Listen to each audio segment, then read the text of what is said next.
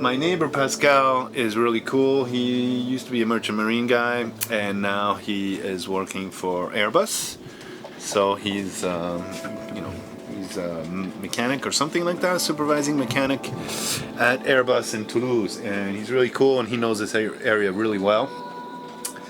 And he's going to tell me about a bunch of cool places to go safely around the little coves and stuff down further down south in Spain. So you'll meet him, he's a cool guy.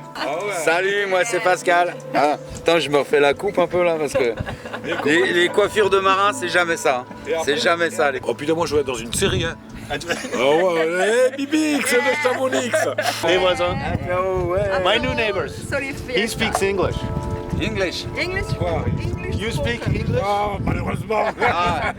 Neighbors can be anywhere from hell to godsend.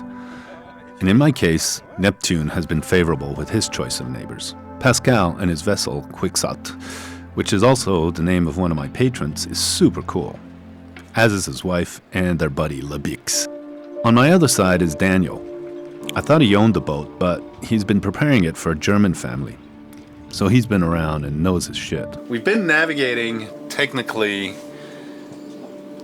illegally without a license, but technically we've been navigating perfectly legally because in France you don't need a sailing license to sail. And so since we're in France, we don't need a sailing license. But since we're Swiss, we need a sailing license. But we're not in Switzerland.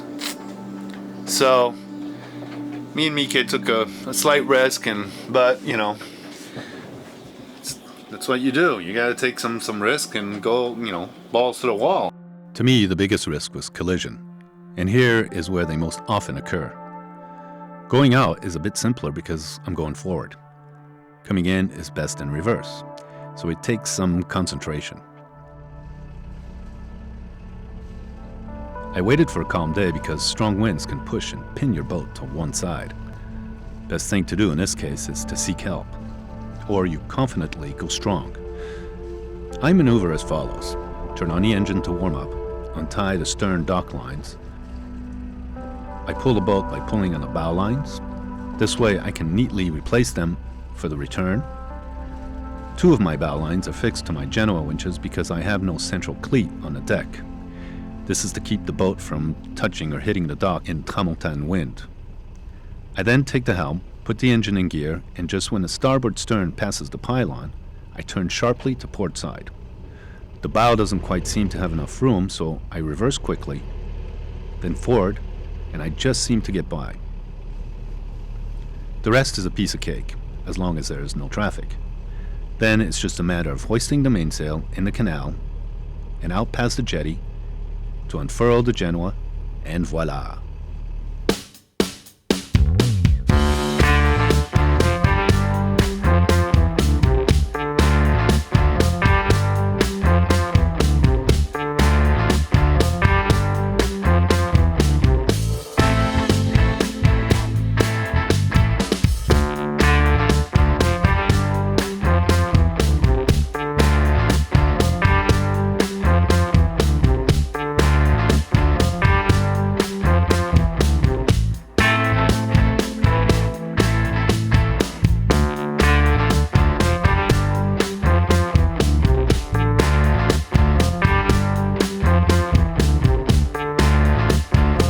So cool.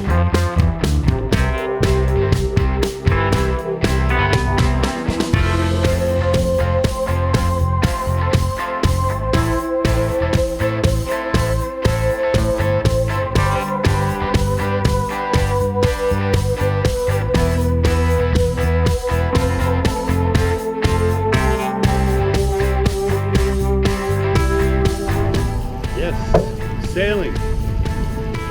Actually, the boat is sailing itself.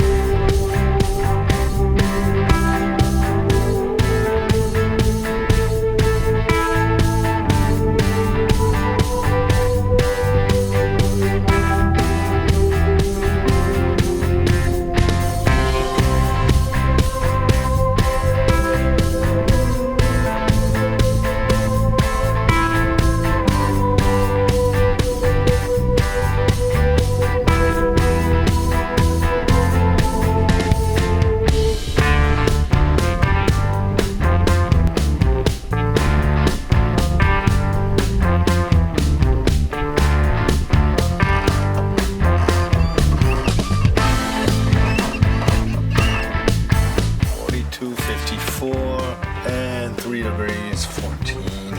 Wow, we're all the way over here. So, almost off the map.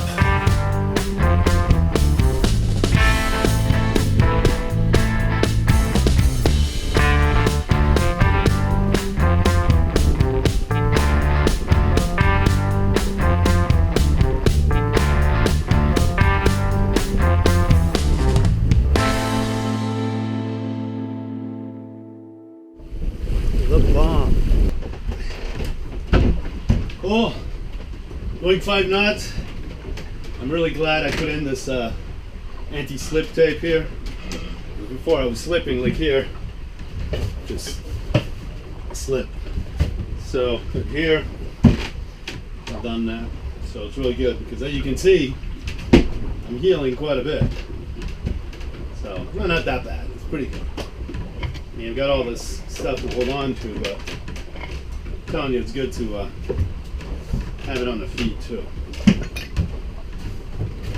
Here I'm slipping.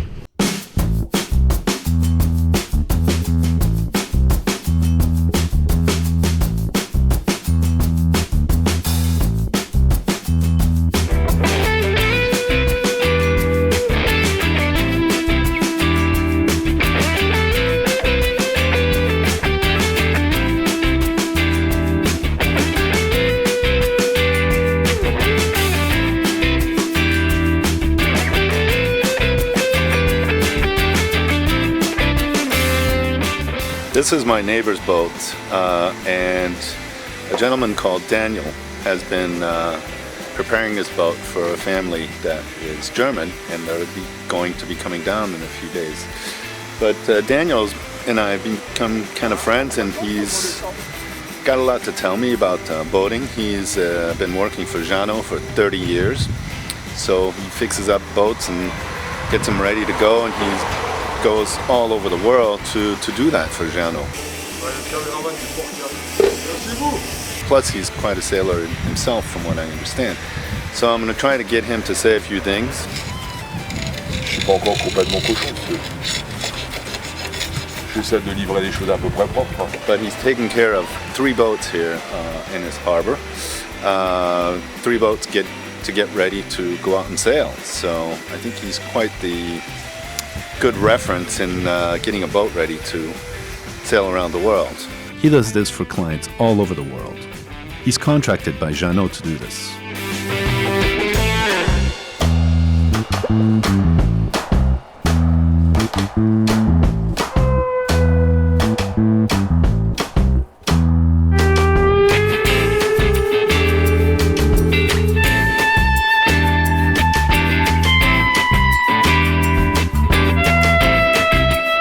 So I'm in a little town called Torre. So I'm coming here to meet him. He lives in this little town. It's really cute, and I guess we're gonna go to Spain. He showed me where to go for tapas and figueras in neighboring Spain. To eat and stuff, and because he knows these places, he was asking me, "Oh, you don't know what it's like over there?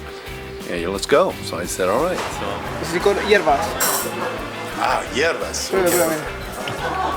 We spoke about boats and traveling. Again, he knows what he's talking about and has firm opinions about boat prep for long voyages. He's agreed to talk on camera and offer his advice for a future episode. From instrument installation, power generation, batteries, water makers, propellers, and more. So this is my friend Daniel, who fixes Jeannot boats, ironically. Who brought me here to Spain to have some food and to tell me about how crazy it is to go get a boat ready to sail around the world. Because he fixes boats around the world. Exactly. You speak English too. He's going to Miami in a couple weeks. That'll be coming up in the future. But until then, it's back to Switzerland. I gotta jump over a few more hurdles for my maritime license.